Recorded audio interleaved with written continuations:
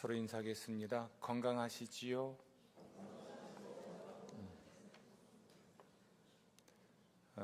건강하시기를 기원합니다. 축복합니다. 이렇게 한 번 더 인사하실까요?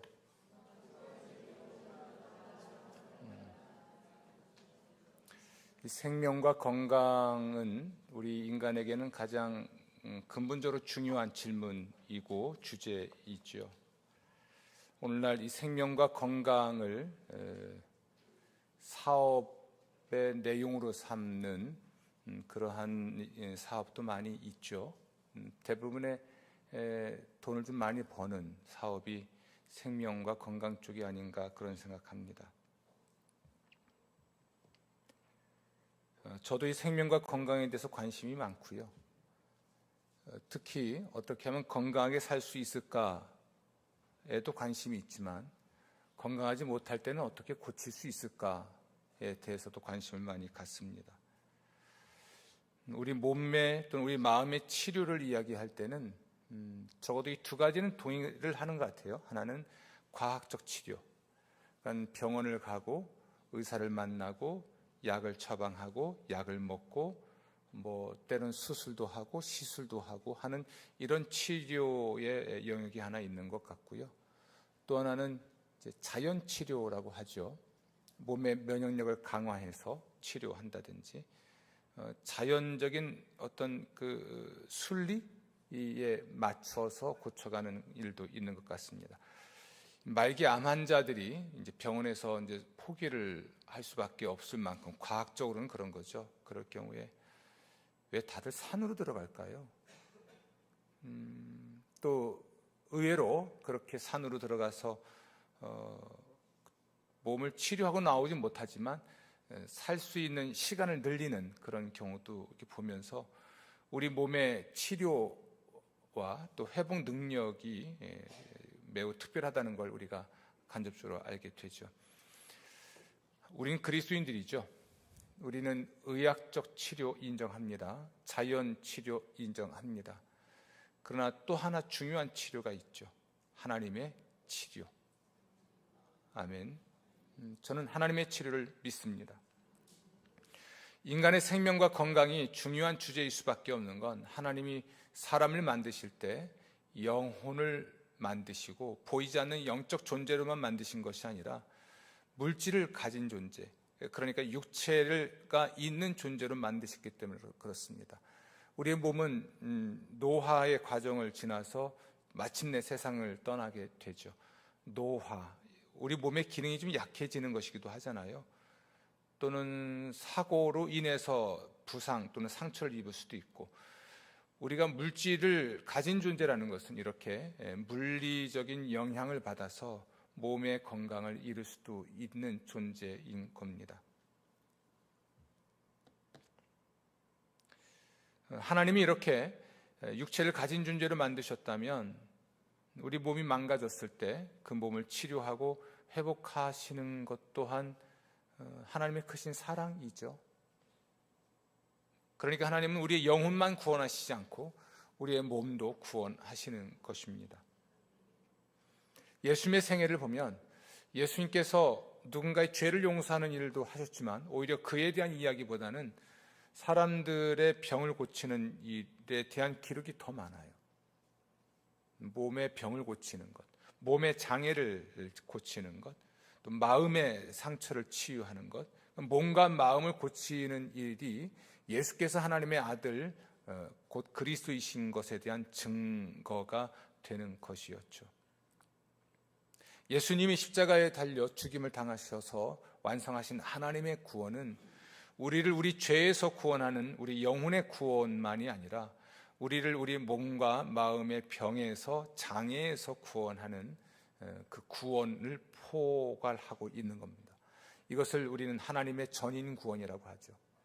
예수님은 우리의 영혼만이 아니라 우리의 몸도 구원하기 위해서 세상에 오셨고, 예수님이 고난을 당하시고 죽임을 당하신 후에 부활하셨을 때 그것은 우리의 영혼은 물론이고 우리의 몸과 마음의 온전한 구원을 보장하는 위대한 사건이었습니다.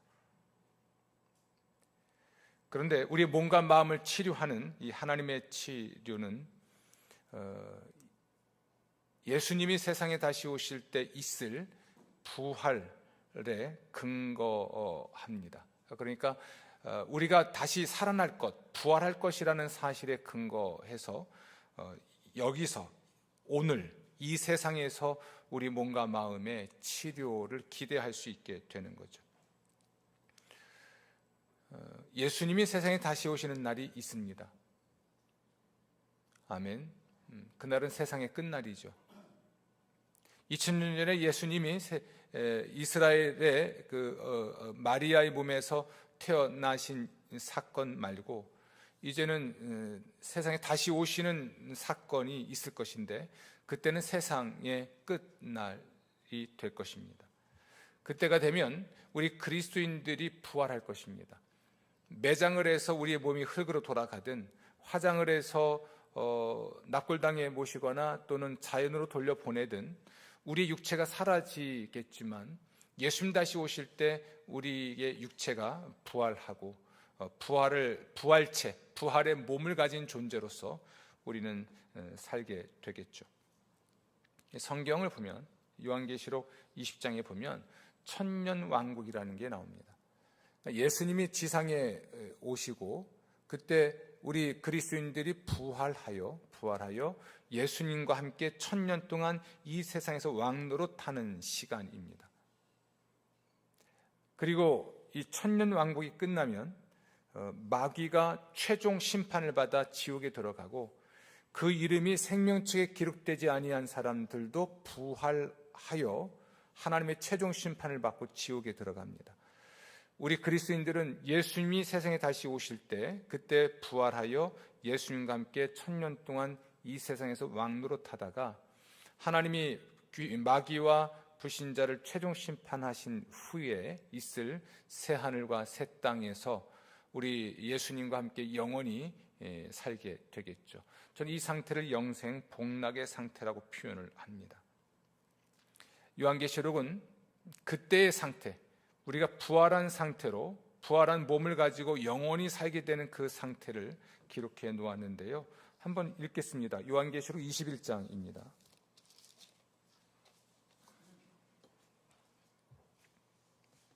21장 3절.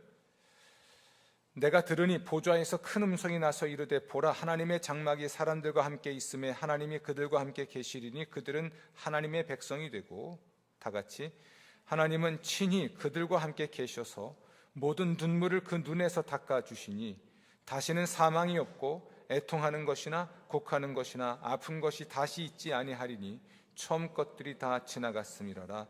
아멘. 하나님이 모든 눈물을 그 눈에서 닦아주신다 했는데요, 사람들은 언제 왜 울까요? 네, 사랑하는 사람이 죽었을 때 우린 죽음 앞에서 눈물을 흘립니다. 또 하나 있죠. 병 앞에서 눈물을 흘리죠. 암입니다. 이 말을 들으면 웁니다. 저는 울었어요. 울죠. 사람이 왜 눈물을 흘릴까요? 죽음과 병 때문에 그렇습니다. 그런데 우리가 부활을 하게 되면, 부활의 몸을 가진 채로 하나님의 나라에서 영생 복락의 삶을 살게 될 때는 하나님이 그 눈물을 닦아주신다는 표현으로 다시는 사망이나 병이 드는 것이 없을 것을 말씀하셨습니다. 그래서 다시는 뭐가 없습니까? 사망이 없고, 또 애통하는 것이 없고, 곡하는 것이 없고, 아픈 것이 없죠. 이것이 세상 끝날에 있을 우리 몸의 부활과 관련된 이야기예요. 그 미래에 있을, 세상 끝날에 있을 우리 몸의 건강과 생명을 오늘 여기서 경험하는 것이 하나님의 치유입니다. 부활의 몸은 다시 병들지 않습니다. 부활의 몸은 다시 상처 입지 않습니다. 부활의 몸은 다시 죽지 않습니다. 바로 그것을 이 세상에서 지금 경험하는 것이 하나님의 치유인 것이죠. 물론 이 세상에서 우리가 경험할 수 있는 이 하나님의 치유는, 우리의 몸과 마음을 치료하시는 하나님의 은총은 부분적이고 잠정적입니다. 부분적이라는 것은 하나님이 모든 사람을 다 고치시는 것이 아니기 때문에, 그리고 항상 고치시는 것은 아니기 때문에 부분적입니다. 잠정적이라고 하는 것은 비록 하나님이 그를 치료하셨지만 다시 병에 걸릴 수도 있기 때문에, 또 비록 하나님이 그를 치료하셨지만 언젠간 죽어야 되니까 잠정적이라는 표현을 쓰죠. 완전한 하나님의 치유, 그 영원한 치유는 예수님 다시 오실 때 가능합니다. 비록 하나님의 최종 구원 혹은 최종적 치유가 아닐지라도, 부분적이고 잠정적인 치유라 할지라도 하나님은 오늘 이 세상에서 우리의 몸과 마음을 치료하십니다. 우리의 몸과 마음의 병을 치료하시는 것이죠. 이건 진리입니다. 성경의 진리죠. 그래서 우리는 이런 하나님의 치유를 믿는다면, 또 믿기 때문에 하나님의 치유를 간구하죠. 하나님 고쳐주십시오. 하나님 회복시켜 주십시오. 하나님께 이 몸과 마음의 병에서 구원받기를 소원하고 기도를 하는 겁니다. 비록 이 하나님의 치료가 부분적이기도 하고 잠정적이기도 하지만 또 예외는 있긴 합니다만, 그러니까 때로는 우리의 믿음과 상관이 없이 하나님의 어떤 주권적인 사랑으로 치료하시는 경우도 있지만, 적어도 하나님의 치료에 있어서 믿음은 결정적으로 중요합니다. 우리의 믿음은 결정적으로 중요합니다. 오늘 읽은 이 마가복음 16장을 좀 보겠습니다. 믿는 사람, 그 믿는 사람에게 있을 일을 성경은 기록하고 있는데요. 16장 15절 보면 너희는 온 천하에 다니며 만민에게 무엇을 전파하라? 복음을 전파하라. 이 복음이라고 하는 것은 예수 그리스도를 통한 하나님의 구원에 관한 사실들입니다. 믿고 세례를 받는 사람은 그 복음을 믿고, 그러니까 예수님을 주와 그리스도로 믿고 세례를 받는 사람은 뭘 얻습니까? 구원을 얻을 것인데, 믿지 않는 사람은 뭘 받습니까? 정죄를 받죠. 그래서 믿는 사람이 받을 수 있는 첫 번째 축복은 죄 용서받는 것입니다. 이것을 우리는 우리 영혼의 구원이라고 합니다. 내가 지은 죄 용서받고 내 안에 있는 죄를 정결하게 씻어내시는 은총, 우리의 모든 죄에서 우리가 구원받게 될 것이라는 것은 예수 믿는 사람이 받는 첫 번째 축복입니다. 여러분, 하나님은 모든 사람이 자기의 모든 죄에서 구원받길 원하십니다. 그렇다고 해서 하나님은 그걸 원하시지 무조건 모든 사람의 죄를 용서하시진 않습니다. 예수님을 주와 그리스도를 믿는 사람, 그 사람의 죄를 용서하시는 것이죠. 하나님의 은총은 보편적이지만, 그러나 그 은총으로 인하여 구원을 받는 것은 오직 믿음을 가진 사람뿐입니다. 이 믿는 사람이 받는 혜택이 또 하나 있는데, 17절 믿는 자들에게는 이런 표적이 따르리니 곧 그들이 내 이름으로 뭘 하죠? 귀신을 쫓아내죠. 그러니까 믿는 사람이 예수님의 이름으로 귀신을 쫓아낸다는 것은 또 다른 면도 이야기합니다. 그러니까 예수를 주와 그리스도로 믿을 때 우리는 귀신에게서 구원받을 수 있는 것이죠. 아멘. 또 내 이름으로 새 방언을 말하며 뱀을 집어 올리며 무슨 독을 마실지라도 해를 받지 아니하며, 이것은 모든 위험으로부터 보호를 받는 은총입니다. 하나님은 우리 모든 사람을 그 위험으로부터 보호하길 원하시지만 예수님을 믿는 사람들을 특별히 또한 보호하신다는 말씀이죠. 우리가 오늘 설교의 주제와 관련 지을 수 있는 중요한 말씀이 그 다음에 나오는데요. 병든 사람에게 뭘 얹죠? 손을 얹은 즉 나으리라. 병든 사람에게 손 얹으면 감염되거나 감염시키거나 하잖아요. 우리 코로나 때 제가 도유를 하지 않았던 이유가, 여러분이 불안해하니까, 저를 통해서 혹시 코로나에 감염될까 봐, 또 마스크를 쓰는 이유도 그렇잖아요. 손을 얹으면 감염되거나 감염시키지, 오히려 손을 얹으면 병이 낫는다. 우리가 잠시 후에 성찬 예식을 마치고 또 도유 예식을 할 겁니다. 손을 얹는 거죠. 성부와 성자와 성령의 이름으로 하고 예수님의 이름으로 기도를 하죠. 기름을 바르고 기도합니다. 이 기도를 할 때는 하나님이 그를 죄에서, 특별히 병과 약함에서 구원하기를 원하는, 몸과 마음을 치료하기를 원하는 마음과 믿음으로 기도하는 거거든요. 손을 얹은 즉 어찌 되리라? 나으리라. 이게 좀 전혀 상식적으로 이해할 수 없는 영역이죠. 어떻게 손을 얹었는데, 예수님의 이름으로 손을 얹었는데 병이 나을까? 저는 이건 확신합니다. 제가 저희교회에서 20년 목회하면서 제가 손을 얹어 기도하여 병이 낫는 일을 많이 봤고요. 그리고 제 목회 전체를 놓고 보면 그 세월, 30여 년의 세월 동안에 병자를 위하여 기도했을 때 병이 나았고, 내 아들들을 키우면서 아플 때 병 낫기를 위하여 기도하여 낫고, 아내가 아플 때 손을 얹어 병 낫기를 기도하여 나았고, 아멘도 안 하시고, 우리 가족이 이렇게 기도로 병이 나았다니까 배가 아프신지 아멘도 안 하시고. 아니, 그렇다니까요. 그렇죠. 피를 토하고 쓰러진 사람, 곧 죽을 것 같았던 사람이 살아나고, 간질병이 치료되고, 간질이라는 게 이제 제가 알기로는 뇌에 어떤 이상이 있는 건데 이것이 치료되고, 귀신 떠나가고요. 그런데 어떤 때는 감기도 안 낫더라고요, 기도해도. 항상은 아니지만 그러한 일이 있기 때문에 병자에게 손을 얹은 즉 나으리라. 우리는 이런 하나님의 말씀이잖아요. 하나님은 모든 사람이 병에서 구원받길 원하시지만 오직 믿음의 사람을 하나님이 고치신다는 말씀이 이런 말씀들입니다. 따라서 우리는 우리의 치료와 우리의 믿음은 매우 중요한 결정적인 관계가 있다는 것을 알 수가 있죠.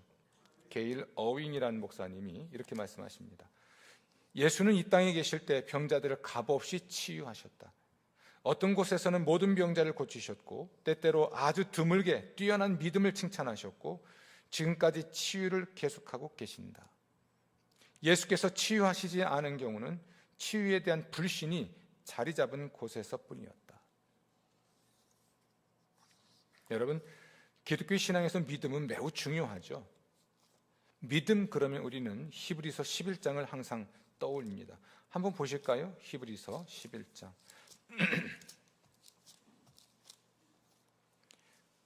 히브리서 10장 우선 39절 보면, 우리는 뒤로 물러가 멸망할 자가 아니요 오직 영혼을 구원함에 이르는 믿음을 가진 자니라.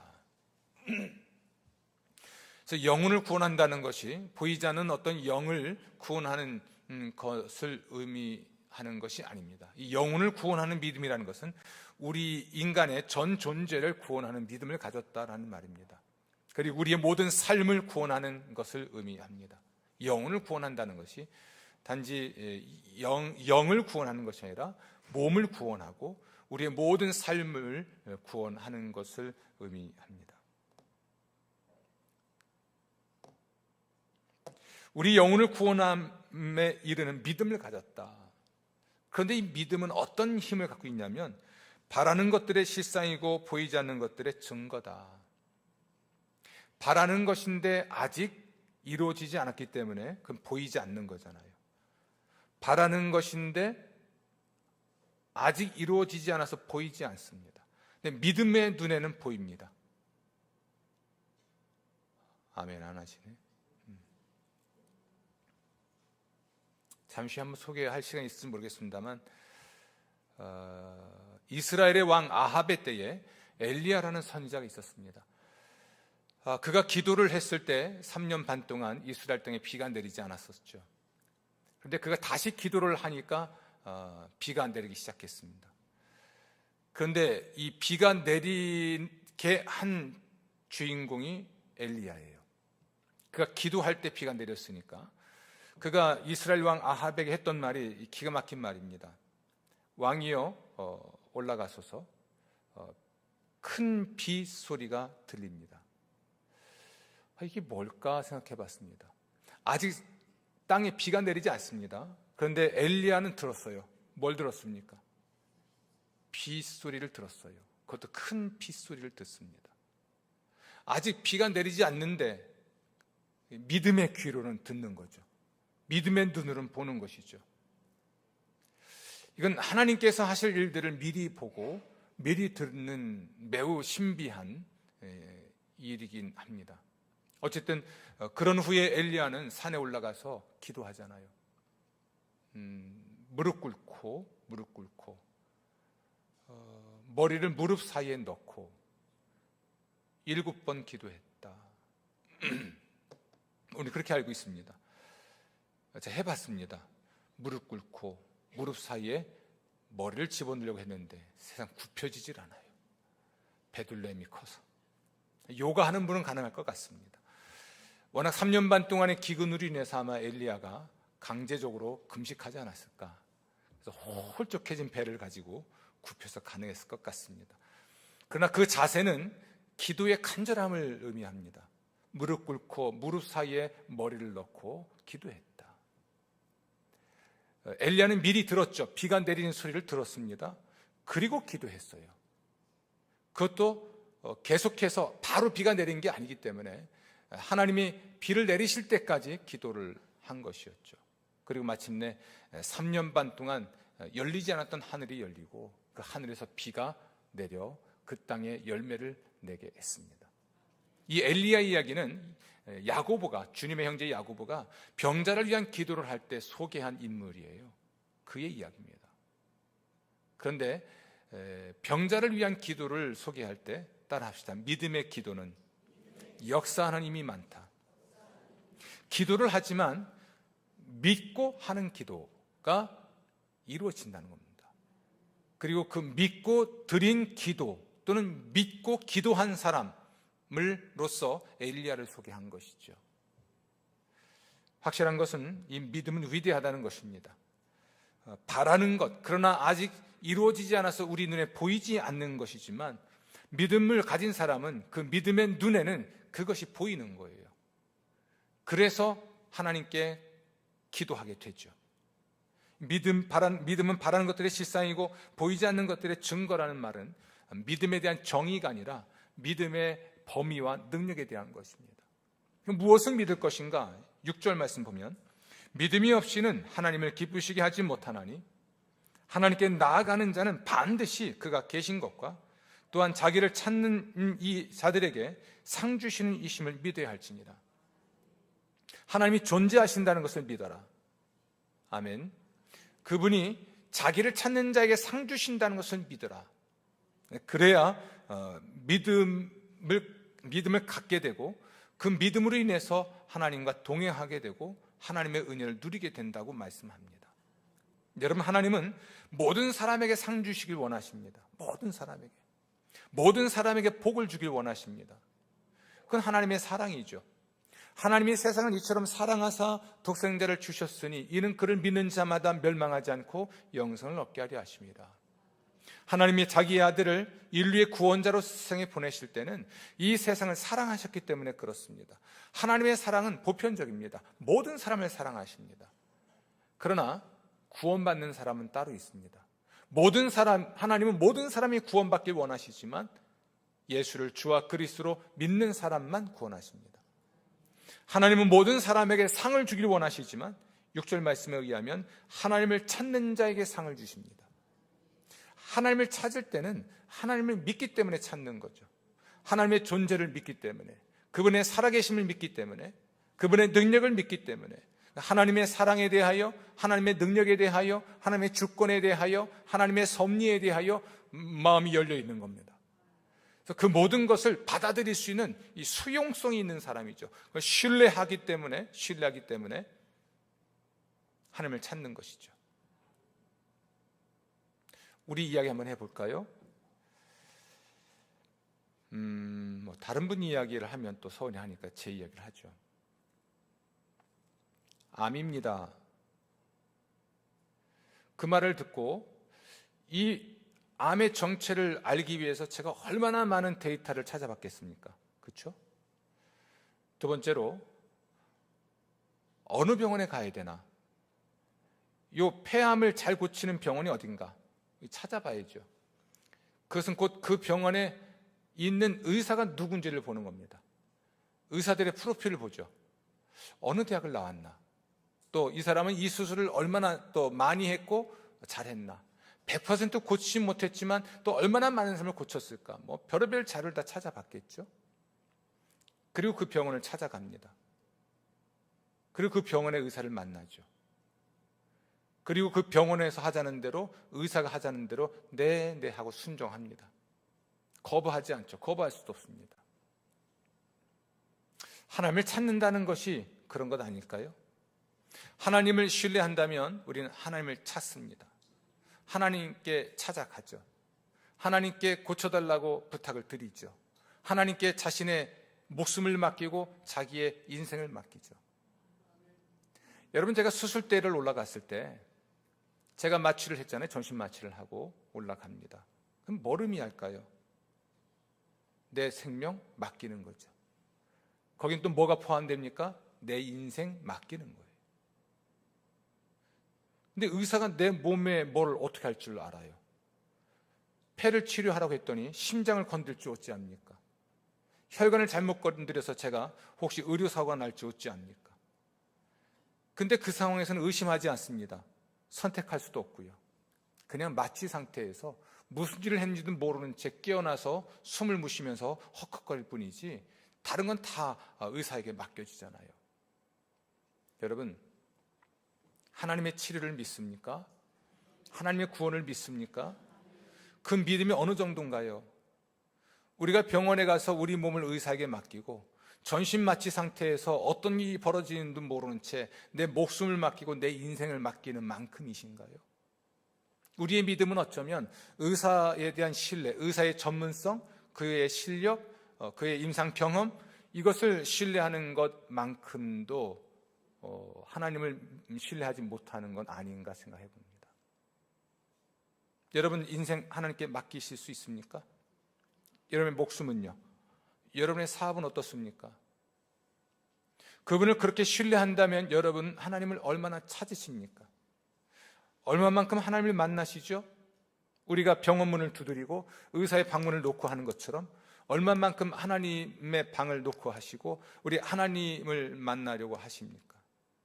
여러분 삶의 모든 것에 관하여, 모든 것을 위하여, 특히 여러분이 몸이 아플 때, 여러분에게 불행이 닥쳐왔을 때 얼마만큼 또 어느 정도 간절하게 그분을 찾나요? 하나님은 모든 사람에게 상을 주길 원하십니다. 우리의 모든 사람의 병을 고쳐주길 원하십니다.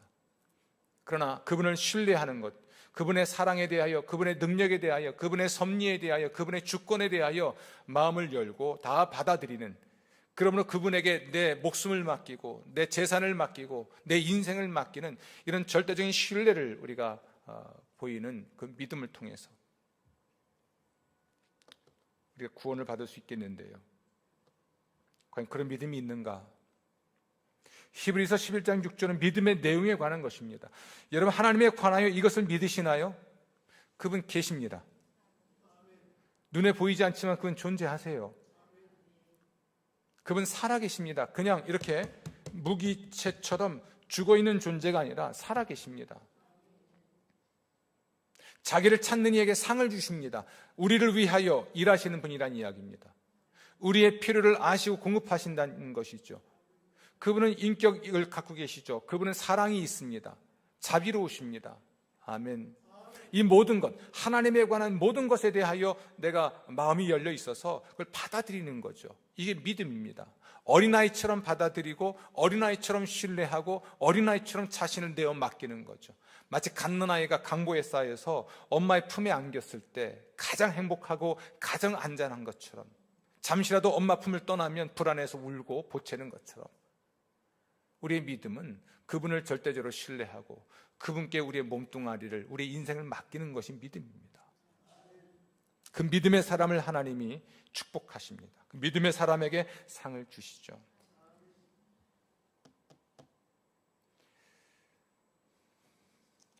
매우 좀 독특한 이야기 하나 좀 소개하겠습니다. 마가복음 9장인데요. 한번 보실까요?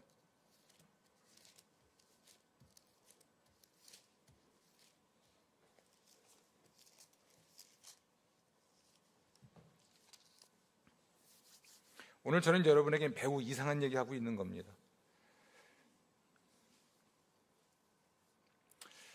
귀신 들린 아들 때문에 예수님을 찾아온 한 아버지가 있었습니다.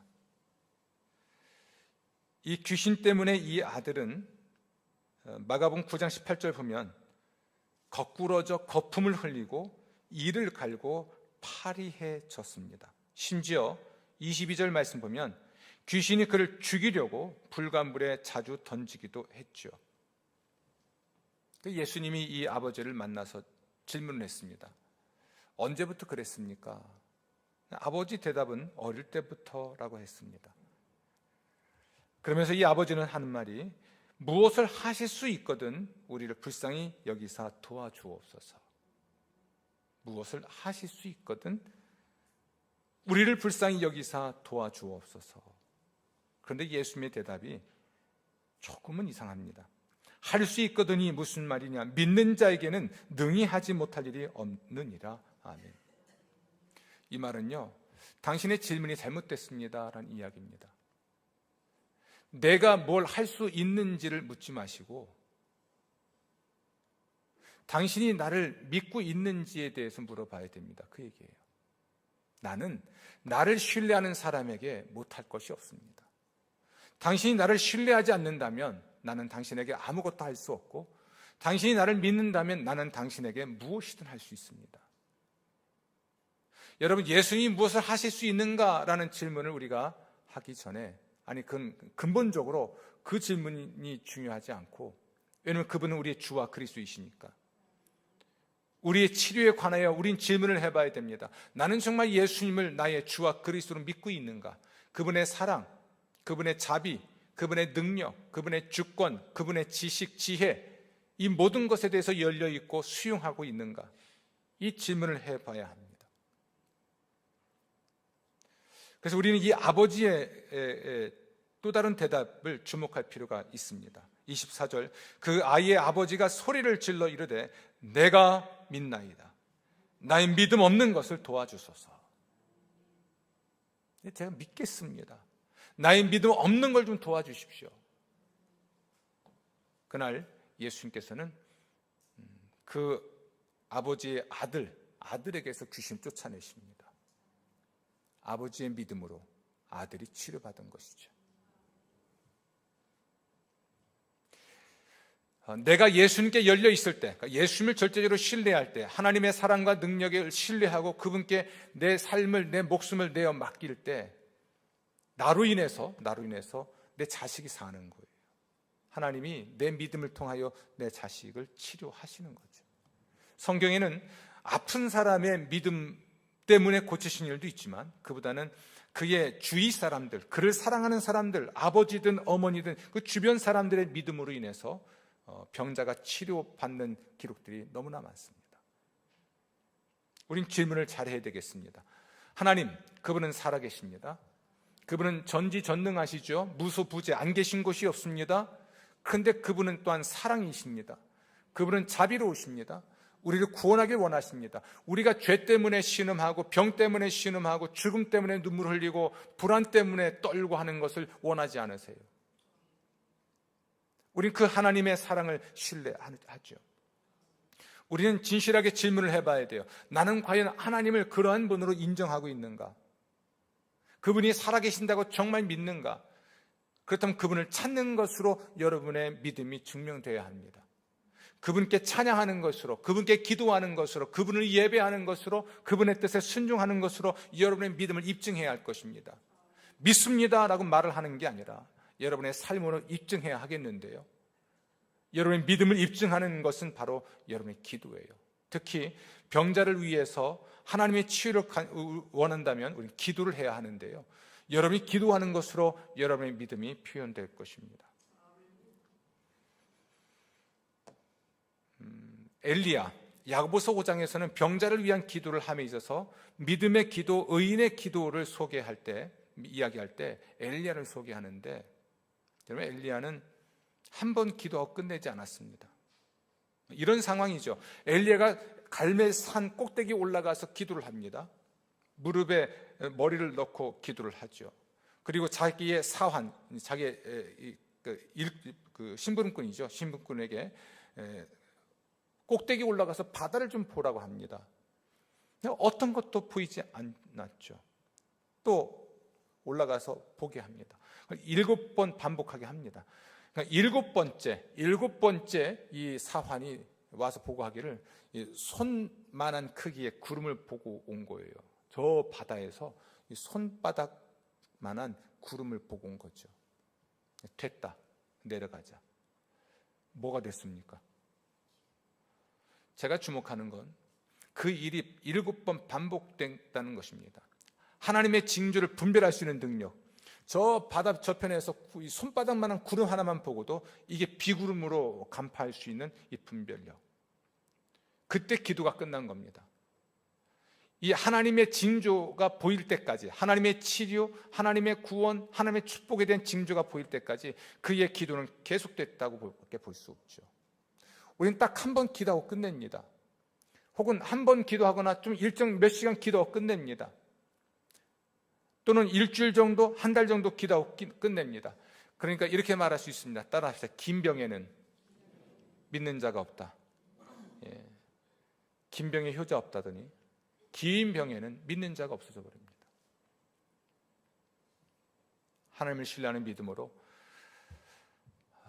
구원의 순간까지 기도하죠. 저는 이렇게 표현합니다. 이제 내가 이 병을 치료할 수 없다는 것이 드러날 때까지, 이때 이제 의사들은 굉장히 중요하거든요. 또 내가 사랑하는 이의 죽음을 받아들여야 되는 순간이 올 때까지는 기도하죠. 기도합니다. 이 기도에 관해서 내가 손을 얹어 기도할 수도 있지만 성경에 의하면 손을 얹어 기도하는 사람들이 있습니다. 예수님도 손을 얹어 기도하셨고 예수님의 제자들도 손을 얹어 기도했죠.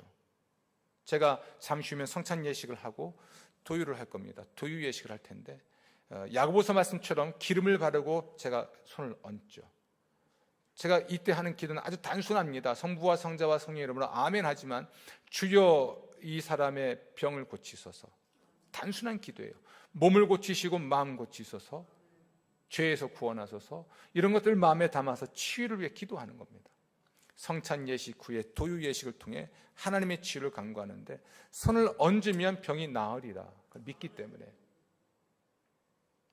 아멘. 그러면 여러분, 기도를 얼마큼 많이 받으시나요?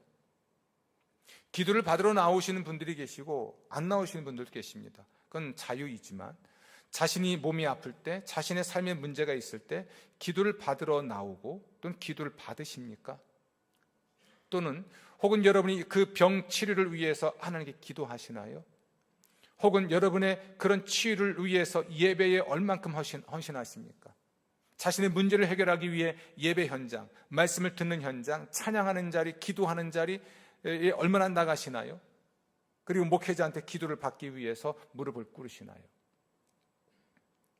이것은 우리의 믿음의 척도가 될 수가 있을 것입니다. 사랑하는 성도 여러분, 하나님이 이 세상에서 우리의 몸과 마음을 치료하시는 것은 부분적이고 잠정적인 건 맞습니다. 그리고 우리의 믿음과 하나님의 치유가 항상 상관관계에 있는 건 아닙니다. 그러나 결정적으로 이 믿음은 하나님의 치유에 있어서 중요합니다.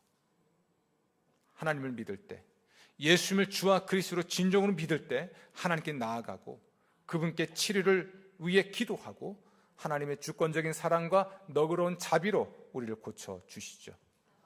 더 많이 기도하십시오. 더 많이 찬양하십시오. 더 많이 예배하십시오. 무엇보다 하나님, 그분이 누구이신지를 알기 위해 하나님과 교제하는 데 힘쓰십시오. 하나님 말씀을 통해서 그분의 성품, 그분의 본성, 그분의 본질을 더 많이 알아가십시오. 정보여도 좋습니다. 하나님에 관한 지식도 괜찮습니다. 하나님 그분을 경험으로 아는 건 더욱 중요하고요. 그분과의 교제에 힘쓰고 그분에 관한 정보를 얻기 위해서 성서를 읽고 말씀을 듣는 것, 그리고 예배 현장에서 찬양과 기도를 우리 성도들과 함께 어우러져서 뜨겁게 하나님을 섬길 때에 그 순간에 하나님이 치유하십니다. 아멘. 몸이 아픈 사람은 교회 장로를 초청해서 기도를 받아라. 이것이 야고보서이고 우리 시대에 하나님의 치유를 받을 수 있는 방법입니다. 유일한 방법이죠. 함께하는 교회는 하나님의 치유가 많고 간증이 많아서 하나님의 살아계심이 나타나서 더 믿는 자의 수가 더해지는 복이 임하고 여러분도 생명과 건강의 복을 누리시기를 주의 이름으로 축원합니다.